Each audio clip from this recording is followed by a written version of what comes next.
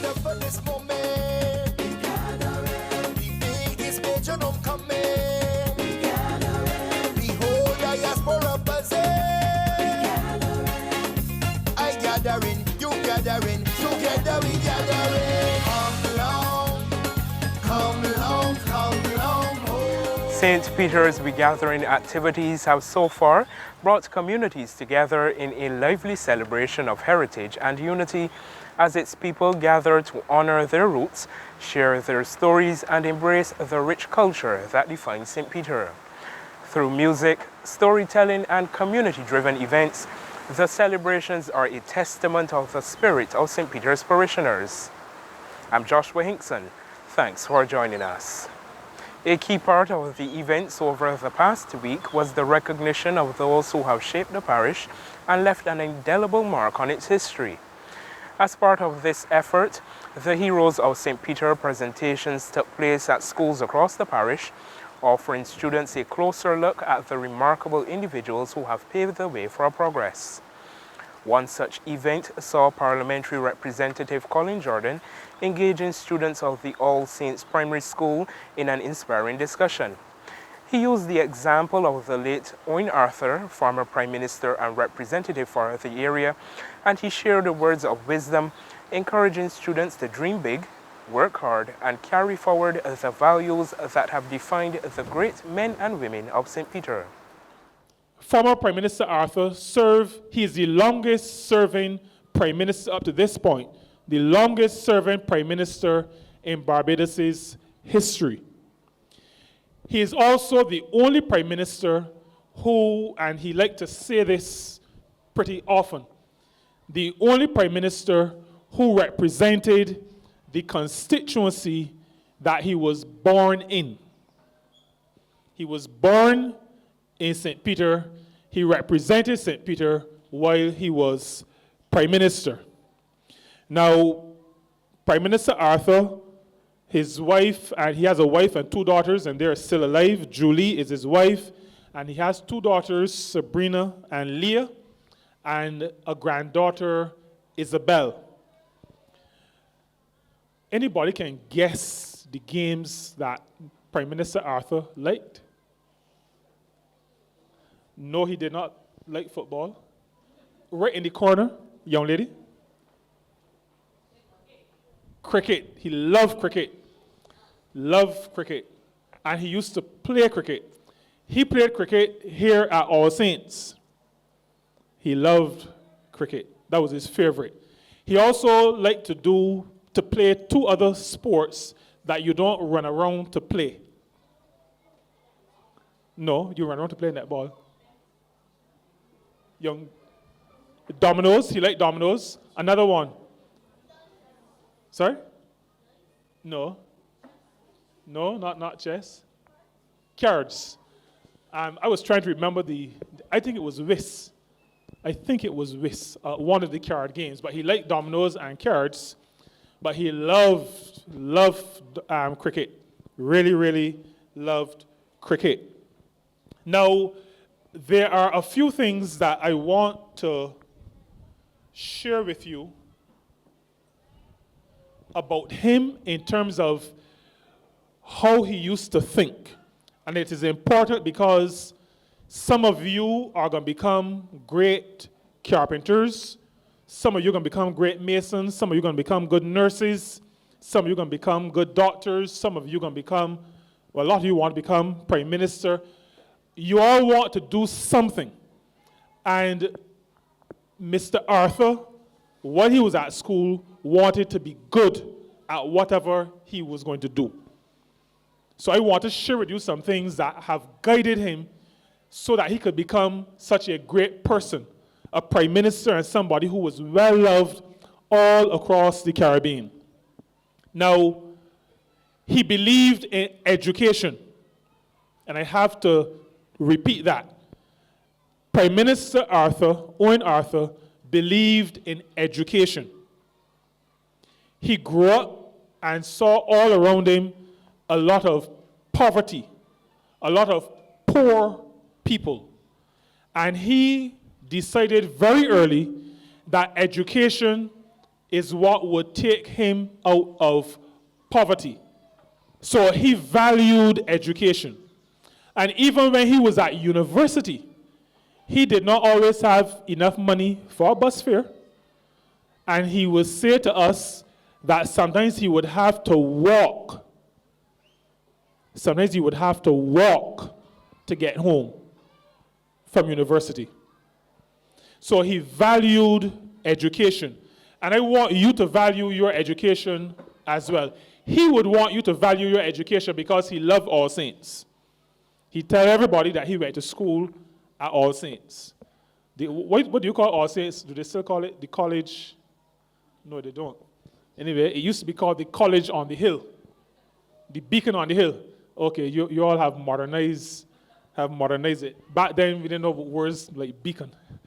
But he believed in education. As a matter of fact, some of the older guys, the older men in the community would say that sometimes on evenings after school, he would be helping at a place close to the gas station. You know where the gas station is? In Manaquarta. Very close there.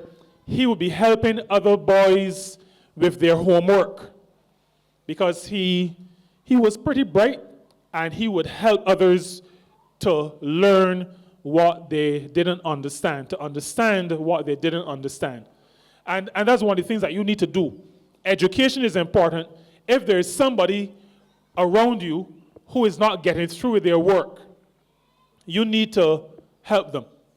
If you can help them, if you know and they don't know, you can help them. You can help them to get through with their work. He always gave good advice, and there was something that he said many years ago. He said he wanted to see a university graduate in every household. That is how much he valued education. He felt that every house in Barbados should have somebody in it who went to university. Now, university is not everything. Everybody does not have to go to university. But he believed that in every household, there should be one person at least who went to university. Now, there's the final thing I'm going to say on the education that I want all of you to hear. Everybody listening? Everybody listening? Prime Minister Arthur loved to read. He loved to read. If you hear him speaking, you can tell that he has done a lot of reading.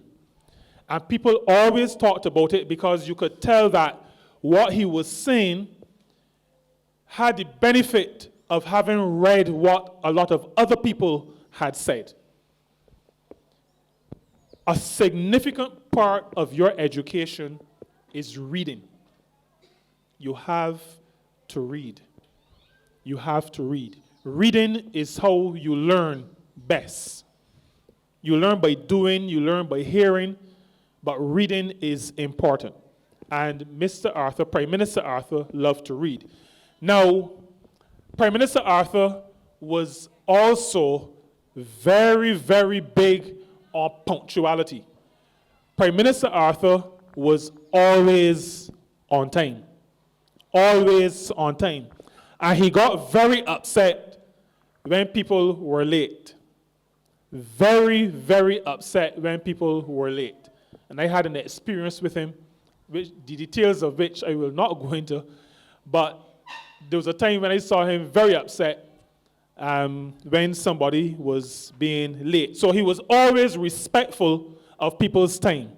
And that is something that I also have to be careful with that because I'm not always as punctual as he. But I encourage you, like I encourage myself, to be on time, to be punctual. Now, and to respect other people's time. Because when you're punctual, you are being respectful of other people's time. Now, the final thing that I'm going to share in terms of his belief and what guided him from being a student at All Saints all through till he died at the age of, how old was he when he died? 70. It guided him from the time he came into school at 5 until he died at 70. And that is preparation. Prime Minister Arthur, for every speech, for every meeting, he was always prepared. He was so prepared that there were a lot of people who did not like going into meetings with him because he was well prepared and he was able to ask questions, sometimes some very hard questions, because he had read everything that he had to read to prepare for the meeting, and he had prepared his mind for the meeting. He was prepared. And which of you, are all of you in class 4? No, some in class 3? Right, any in class 2? Right. Now, you need to prepare. There are some who need to be prepared for the Barbados Secondary School's entrance examination. Some of you need to prepare for, what was the other test? You had it already? Okay. I was trying to remember the name. The criterion reference test. And the others of you will do tests at the end of the school year before you go into the next class. The only way you're going to be successful, unless you are bright, bright, bright, shining like the sun. And even if you are bright, bright, shining like the sun, those people always prepare. But if you're going to be successful, like Prime Minister Owen Arthur was, you have to prepare. And you have to prepare well. He was always prepared. Always prepared. You don't have to be, I not necessarily want you that people are scared to come to you, but when people engage with you, start to talk to you, ask you questions, they need to know that you are prepared, that you have prepared yourself, that you have read and that you have thought through and that you understand. So the 3 things, anybody remember the first one that I said, that I spoke about in terms of Prime Minister Arthur? He valued education. He valued education. From primary school to university, he valued education. What was the second one? Punctuality. Being on time, being early. And what was the final one? Preparation. Let me share 3 attributes with you. 3 attributes of Mr. Arthur. I told you about 3 beliefs that he had: education, punctuality, and preparation. There are 3 things, if you look at Mr. Arthur's life, and maybe at some point you will get, as you get older, you will get to see some of the videos of his speeches. But there are 3 things about him that as I look back, that I could say to you. He was articulate. He was articulate. He could express himself well. Now, I share that with you because you're not necessarily born able to speak well before a school, a class. It doesn't always happen. Some people are shy. But confidence and knowing what you're going to be talking about helps you to get over that, and it can help you to become articulate. You have to practice speaking, practice exchanging with people, and using good words, not shouting, hollering, cursing, those kinds of things. That doesn't make you articulate. That makes you a vagabond sometimes. You need to be able to talk and express yourself. So he was articulate. He was self-confident. And like I said just now, that helped him to be articulate. You are self-confident when you know what you're talking about so that you can express yourself. And he was also a visionary. By highlighting these heroes, students are encouraged to take pride in their heritage and to recognize their own potential to shape the future. At the Coleridge and Parry School, this message was reinforced through an engaging session that explored the parish's history and geography. As part of the Heroes of St. Peter presentations, Head of the school's Department of General Studies, Achiri Adams, spoke with students about the life and the legacy of the Right Reverend Rufus Brome, retired Bishop of Barbados. This morning I have the pleasant task of speaking to you about an eminent Coleridge and Parry Old Scholar, the Right Reverend Dr. Rufus Theophilus Brome, who went to school at the Parry School before transferring here to the Coleridge and Parry School in 1952. So he was amongst the first students who would have been enrolled here at Coleridge and Parry. Now, before expounding upon Bishop Brome's historic and transcendent career as a cleric and his myriad accomplishments, I think that it is appropriate to provide a historical overview of this wonderful parish of St. Peter. St. Peter was named for Simon Peter, the rock upon which the Christian faith is built, also known as Peter the Apostle or Simon Peter. He was one of the 12 apostles of Jesus Christ and one of the first leaders of the early Christian church. He appears repeatedly and prominently in all 4 New Testament Gospels, as well as the Acts of the Apostles. Peter was Jesus' closest friend and became an apostle during his ministry. After the death of Jesus, Peter became the leader of the apostles. Now, St. Peter is one of the 6 original parishes created by Governor Tufton in 1629-1630. The other original parishes were St. James, Christ Church, St. Michael, St. Thomas, St. Peter, and St. Lucy. Sandwiched mainly between the southern St. James and northern St. Lucy, it also touches part of the easterly parish of St. Andrew and boasts a seashore on the west coast as well as on the east coast. And it's one of the only 2 parishes in Barbados that can boast of such.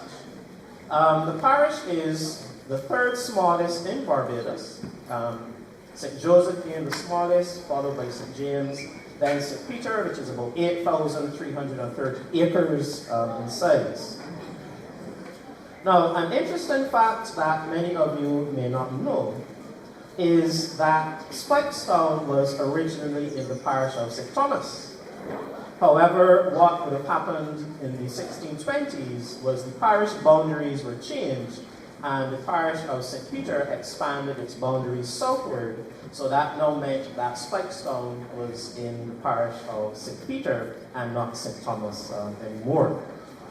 Now, as it relates to the topography of the parish, it has spectacular vistas in the upland region of the parish, Cherry Tree Hill, for example, Boscobel, and you also have the flatlands where we are now, and below the ridge we have the coastal area of St. Peter, which stretches for a distance of about 2 miles or so.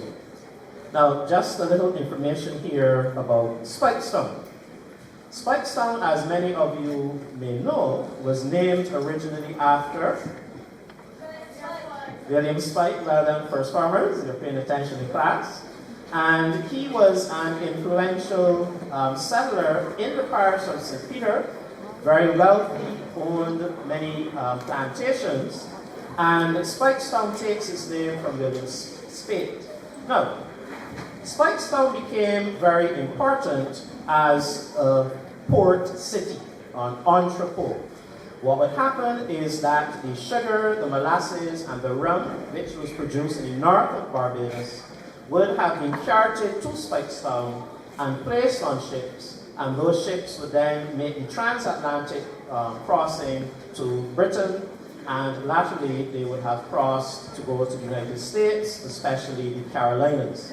So Speightstown was a very important asset to Barbados as it relates to its trade.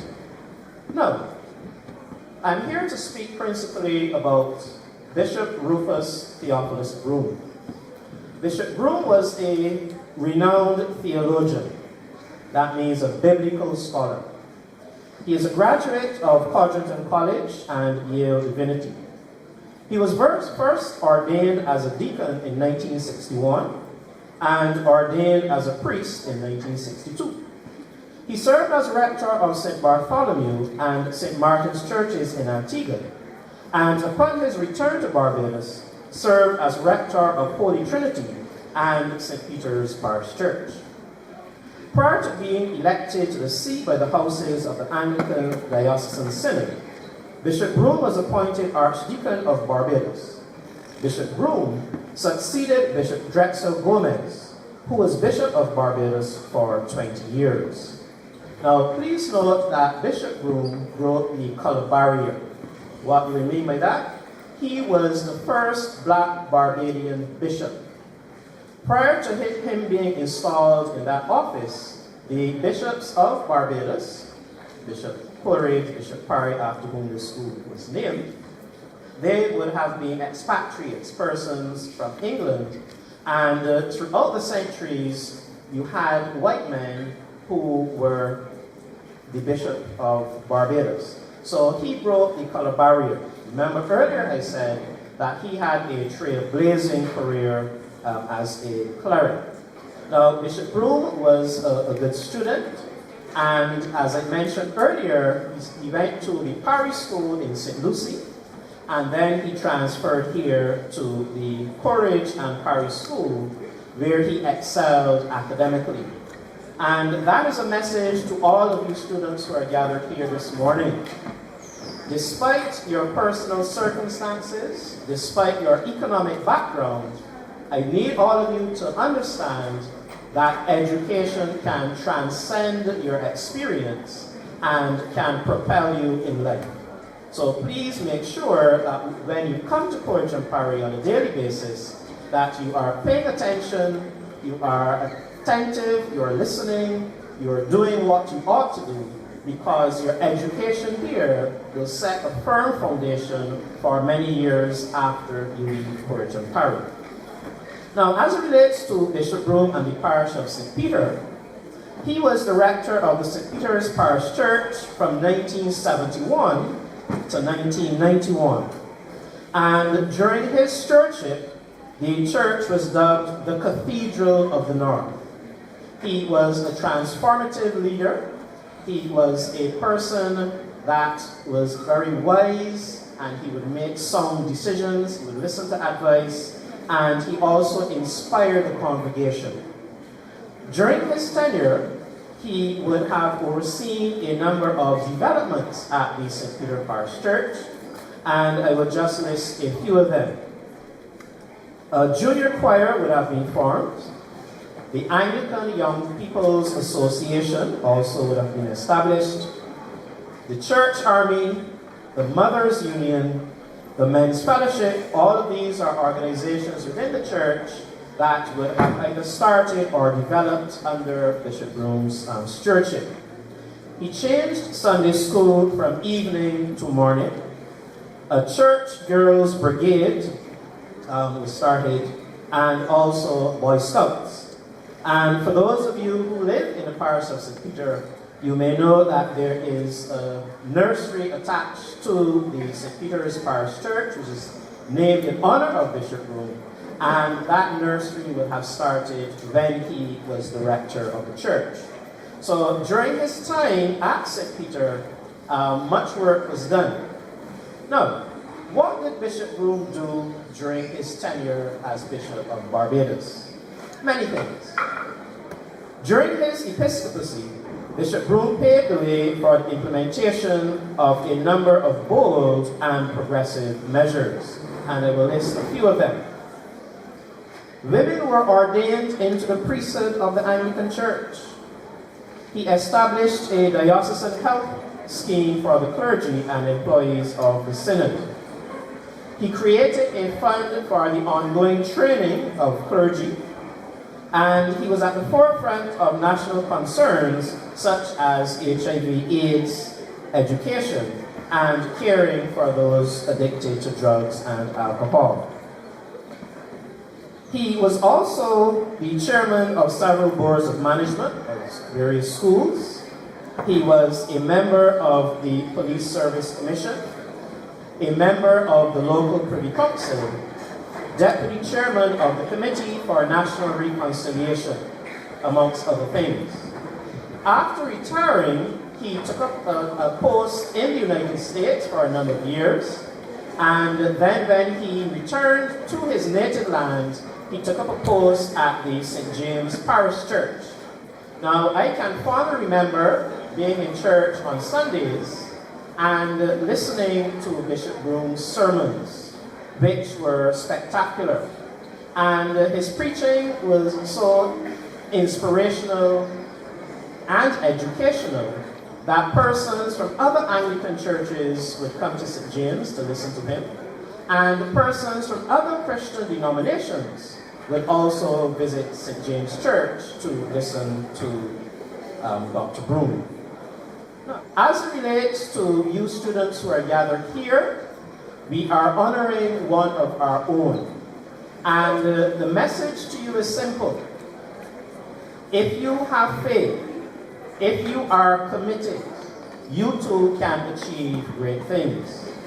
And I also want to indicate once more that education has a role in ensuring that you can do whatever you want to do. All right? When you are here at Courage and Parry, make the most of it. You're not here to gamble. You're not here to skip classes. You are not here to get trouble. You are here to get that educational foundation that many years from now will put you in good stead. And as it relates to Bishop Brome's compassion, he often spoke about love. In his sermons and in his book, which I have here, which is called Preaching in Season and Out of Season, many of his sermons focus on the fact that we are all God's creatures and we should love one another and show compassion to each other. Through these moments of reflection and celebration, the parish continues to honor its legacy, ensuring that its history and heritage remain alive in the hearts and minds of future generations. Now, of course, Barbados would not be the same without the contributions of its long-stay visitors.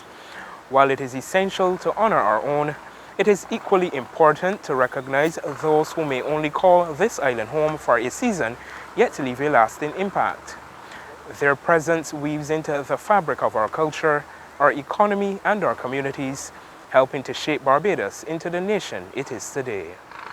My colleague Rachel Agard was present for a special award ceremony that was held in St. Peter. Long-stay visitors to the island's shores and tourism stalwarts from St. Lucie and St. Peter were celebrated for their dedication and commitment throughout the years. Minister of Tourism Ian Goodin-Edgell says visitors to the island this year will have a unique experience with the year-long Gatherin 2025 celebrations. Many of you have visited the island 5 or more times and are already well acquainted with the magic of Barbados. However, I'm delighted that you will be this year having an extraordinary treat because Barbados, as you recognize from all the promotional material that we commenced last year across all of our major source market, decided that we would celebrate Gatherin this year, 2025. And this is but one of the reasons why we are here in St. Peter this evening, to celebrate Gatherin right here in the parish that celebrates Gatherin this month. Member of Parliament for St. Peter, Colin Jordan, invited the visitors to explore Barbados, but in particular St. Peter, which is rich with cultural heritage. We have quite a lot of history here. The first planned uprising among the enslaved people was planned for St. Peter. We have in St. Peter the Great House, the ruins of the Great House at Farley Hill, which was patterned after Buckingham Palace. And so there is lots to do in St. Peter, lots to see in St. Peter. St. Peter has, even on a small island, 2 coasts. We have a west coast, we have an east coast. And so I invite you to explore Barbados, but particularly St. Peter, explore all that we have to show, all that we have to share. Judy Stanford has tallied 104 visits to the island, while her husband Max has recorded about 95 visits. They recall their first visit was in 1980, and they stayed in St. Lawrence Gap. The friends we've had here that's what makes Barbados. It's the friends, it's the feeling people. when we come home, and we are coming home. We get met at the airport. My friend Ricardo, who works at Banks Beer, has beer in the car for us, and he drives us home. Kathy Ann Briggs, who is our other dear friend who I've known for years and years now, has food in my apartment for me. I never have to shop. It's there. My godson's Matthew, who is now a swimmer representing Barbados in triathlon. I've known since he was born. He's our godson, and we love him dearly. And Davion, who's just the sweetest boy you'll ever want to know, our godson. Visitors near and far are encouraged to join Barbados's Loyal Visitors Club. Rachel Agard, CBC News. Speightstown, the heart of St. Peter, burst to life on Saturday, February 8th, as the parish's regathering team staged one of its major events. The historic town buzzed with energy, drawing residents and visitors alike to revel in a showcase of culture, heritage, and community spirit. With music filling the air, vibrant displays lining the streets, and a deep sense of pride uniting all who attended, the event stood as a true testament to the rich legacy and enduring spirit of St. Peter. And Esther Henry filed a report of the day's activities. Speightstown is a hive of activity today as Barbadians and tourists alike flock to the town for a day filled with culture, the arts, food, and live entertainment. Whether you want to shop, participate in the Heritage Walk, take pictures on the jetty, sample food, shake a leg, or just relax, there's something for all to do at Speightstown Alive. Deputy Chair of the St. Peter Parish Organizing Committee, Frank Jose, is making it clear that despite the name of the event, Speightstown was never dead. It's just more alive today with celebrations. You will find persons who have not visited Speightstown for years will be in Speightstown today. And when they see that Speightstown is very much alive, not only today, but all year round, I think that they will come, and because it is the people that make the town alive. If you don't get people coming into the town, then the town will not be alive. So we are looking to have people come into the town, and I think this is significant because it would encourage more people who have not visited Speightstown for years to come into Speightstown. Food is playing a big part in the activities. Along with various food stalls, a team from the Barbados Food and Rum Festival was on hand to give Barbadians and tourists a sample of unique local cuisine. Many agreed the deep fried cuckoo and pulled pork stew is a delicious combination. I really like how the patrons are responding, and I'm realizing that just as many Barbadians are here today, just as many tourists are coming through and doing the sampling, and they're enjoying it. Liberian Chamis Anderson is in Barbados doing research on the Barbadians that left the island in 1865 and immigrated to her country. She's happy to see the tug band featuring Mother Sally and the Shaggy Bears bringing entertainment to the streets. We've just been walking around, seeing the sights. It's always beautiful just to see the jetty and Speightstown in general. It's even nicer today to see the culture on display as well. Meanwhile, Maureen Bowen and her friends decided to head to Speightstown to take in the sights and sounds. I'm celebrating 4 parishes. My mom was originally from St. Peter. I went to school in St. Peter. I live in St. James. I go to church at St. Thomas, and I raised in St. Michael. So those are 4 parishes for regathering. So this is our first stop for today. We really enjoyed the historic walk. It was very knowledgeable, very educational. Good job by the Barbados Museum Tour. Anesta Henry, CBC News.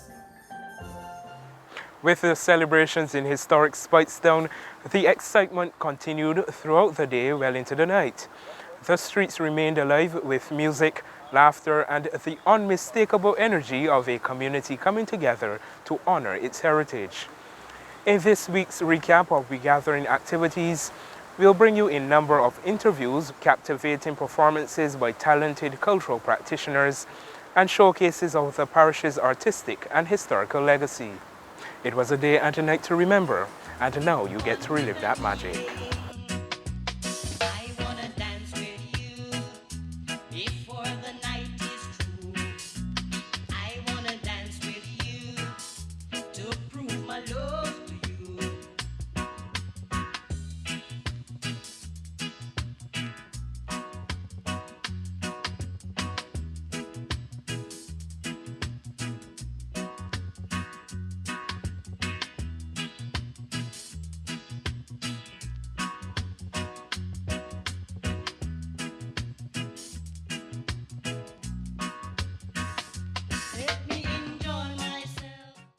You come from California, come along home to Barbados, and you're not even Bajan, but you love Barbados that much. I love it a whole lot. I got myself a legal status so that I can come and stay as long as possible. So we're not coming to kick you out right now, right? Not right now. Not right now. So how often, you said you've been coming since 2009, how long are your stays here in Barbados? The last 4, going on 5 years, I've been staying 5-6 months at a time. And then I go back home to check on things, pay bills and all of that. Then I come right back. Come right back, of course. What is it about Barbados that made you say a 1 week, 2 weeks, 5 months, 6 months? Yes, I think it's the people. It's the people, seriously. The people are just so friendly and it's so laid back here. I come from California, grew up in Los Angeles, hectic, crazy. Here it's so laid back, it's relaxed, and I just love it. I just love it. Well, we love having you here, and I know you've made a lot of friends, and you actually traveled from St. Joseph to join We Gathering here in St. Peter. But don't worry, We Gathering coming to you soon, okay? But you did the Heritage Walk. How was that? Did you learn a lot? I did. That was fantastic. That was great. I suggest everyone would take that. Even if you live here, I guarantee you there's something you don't know about this island and this part of town. So I learned quite a bit about the history. And the main thing I learned is that Speightstown has a connection with Charleston, South Carolina. Yeah, that right. was amazing. That was amazing.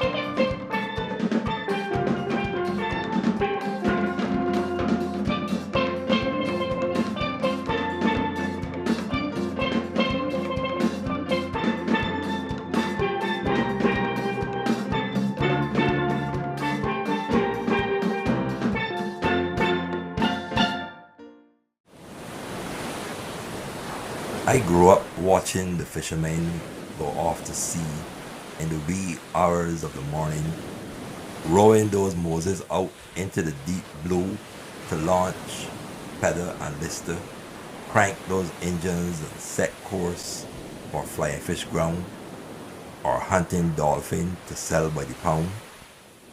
I would run all the way from school to raw fishy crates of daily flying fish, to sunburnt, crusty hand fishermen offering their daily catch for sale, to the flicker of scale and offal, the stringent fumes of diesel and salt water burning the memory up my nostrils.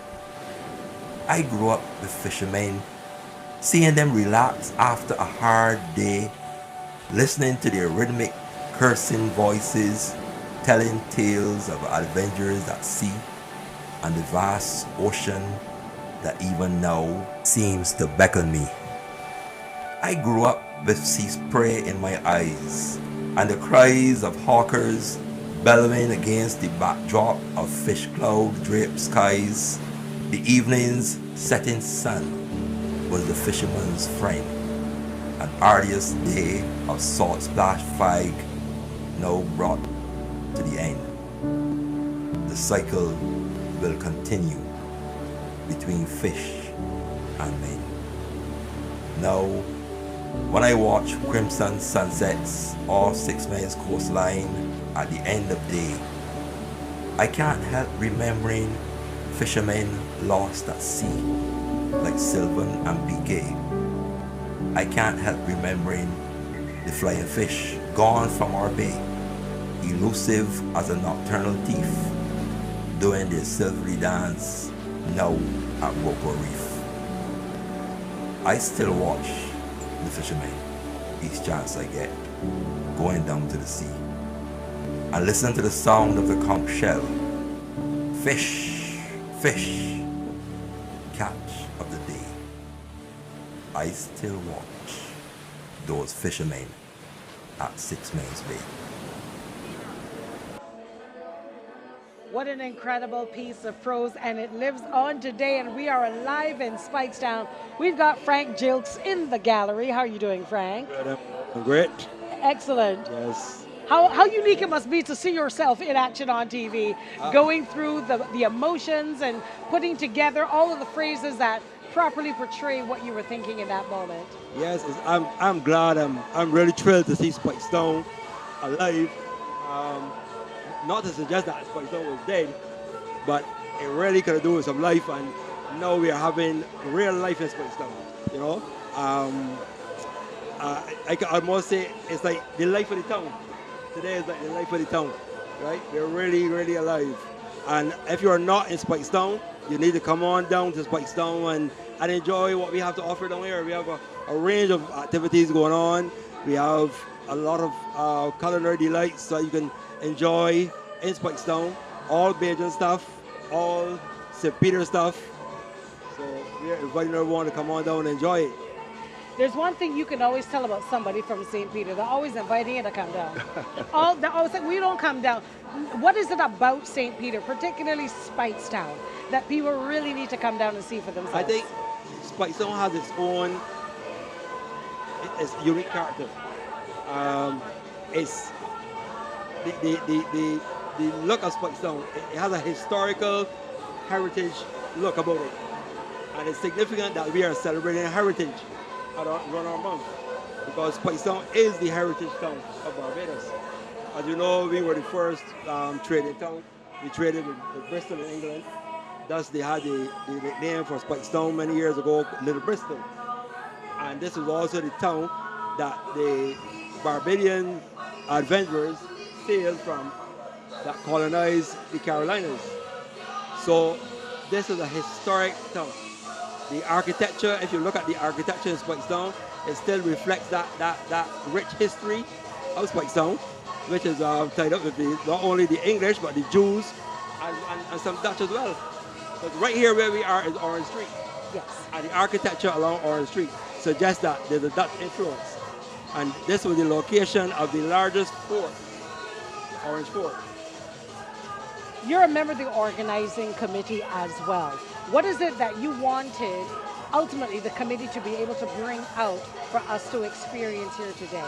Yes, well, I am the deputy chair of the organizing committee for St. Peter, and I think this activity, this marquee event that we are having here in Speightstown, it really brings out what St. Peter is all about, and it encompasses everything in one spot. There are going to be other activities throughout the parish that are linked to this as well. But we are in Speightstown celebrating Speightstown Live, because this is a piece of every part of St. Peter you can find here in Speightstown today. They want to know why the young people going astray. They want to know why they no longer seem to care. They want to know why they're disregarding the law, and why the morals and values not like before.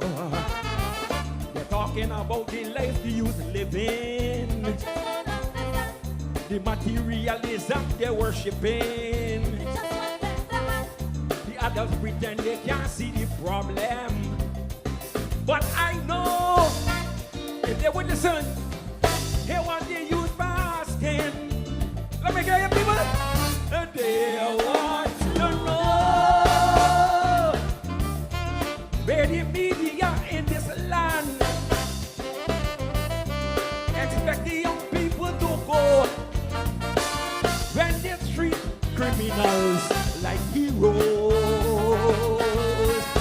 They want to know how moral you want them to be when you saturate the TV with so much crime and immorality.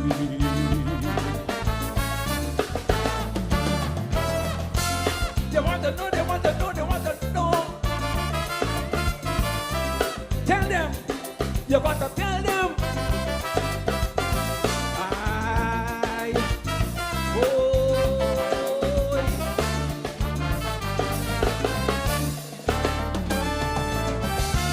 They want to know, they want to know, they want to know. Tell them, you got to tell them.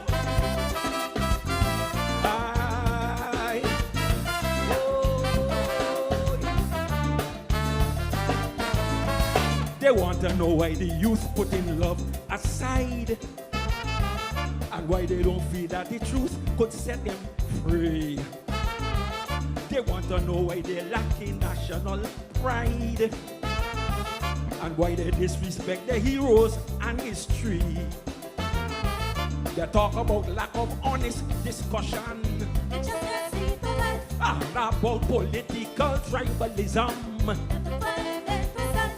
The adults pretend they can't see the problem, but I know if they will listen, hear what the youth are asking.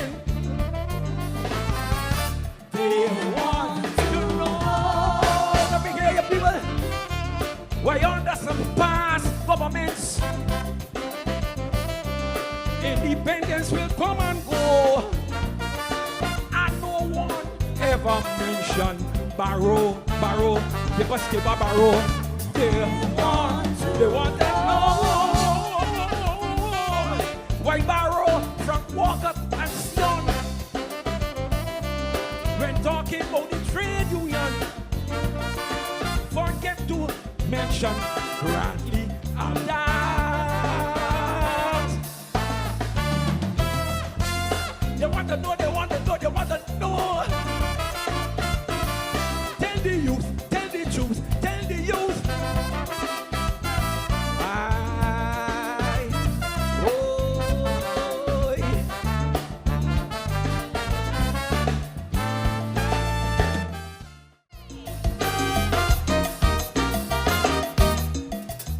All of them shows on TV, you must agree, are not for real. Show me some castle in my skin by George Lamin for my viewing, or something hot like Derek Walcott instead of that trash like Sanford and Mash. Then we could stare in the face and show them we cultural base. I mean, leaving the child at granny. That is my culture. And look, buying court for the child money. That is my culture. Mismatch in the latest fashion. And love make it with a passion. That is my culture. So now you see what I really mean. This is my true culture in the Caribbean. Oh, now you see what I really. This is my true culture in the Caribbean.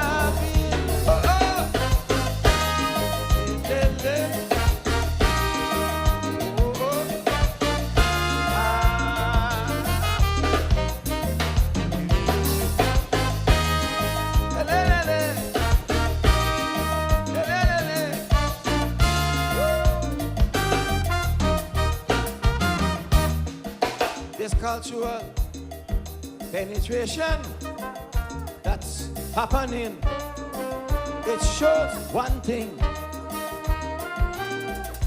We got to find a new direction in programming to save the skin. We can't allow West Indians to bow to foreign pressure from North America. Cashbox and billboard must go for we West Indian culture to grow. I mean, box, cat and stick for wicket. That is my culture. Mobby and marble, cricket. That is my culture. Slamming domino in competition, you pass. That is my culture. Steel band, that is my culture. So now you see what I really mean. That this is my true culture in the Caribbean. Oh, now you see what I really mean. This is my true culture in the Caribbean. Hey, they don't live.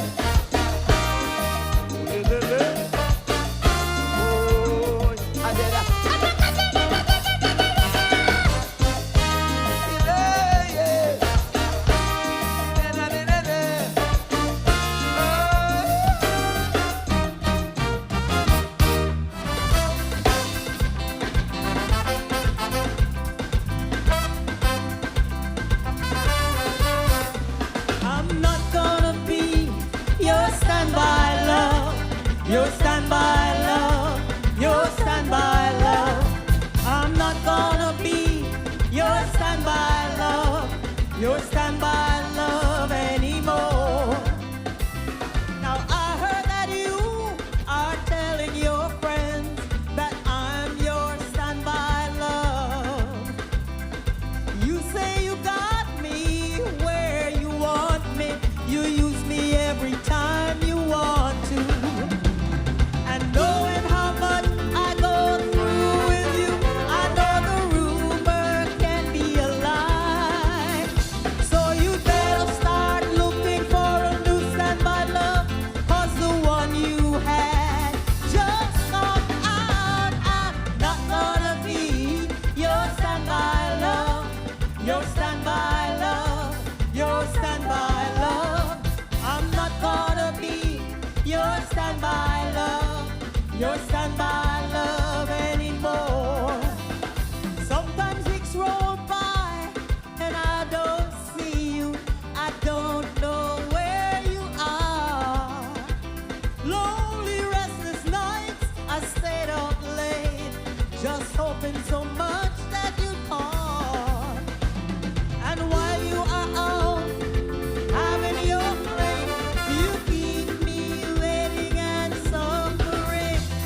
You don't drop in to see what condition I'm in until you're really hung up for love. Hey, I'm not gonna be your standby love, your standby love, your standby love. I'm not gonna be your standby love, your standby love anymore. I'm not gonna be your standby love, your standby love, your standby love. Let me see your hands, put them in the air, put them in the air. Jump and let us see, love and unity, one big family togetherness. Jump and let us see, love and unity, one big family togetherness. Why not let them see, love and unity, one big family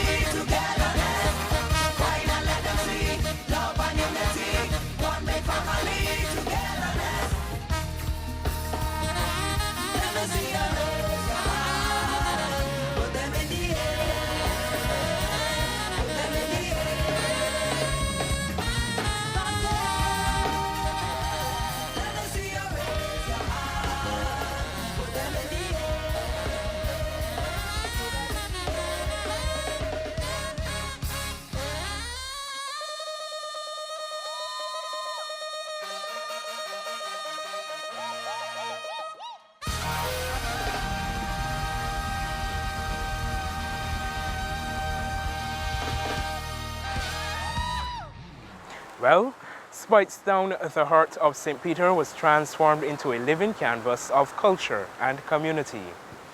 Now, while thousands of Barbadians gathered in the north, others gathered at State House as President Her Excellency the Most Honorable Dame Sandra Mason opened doors to her residence, offering Barbadians and visitors an intimate glimpse into the very heritage of Barbados.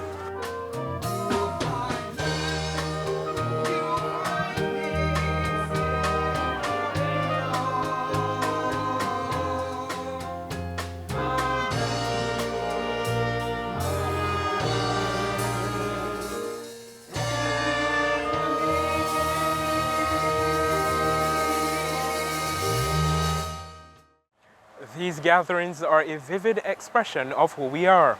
From the lively streets of Speightstown to the thoughtful reflections in our schools, We Gatherin captures the essence of a community that values its past while inspiring a bright and inclusive future. I'm Joshua Hinkson. This is St. Peter. This is We Gatherin.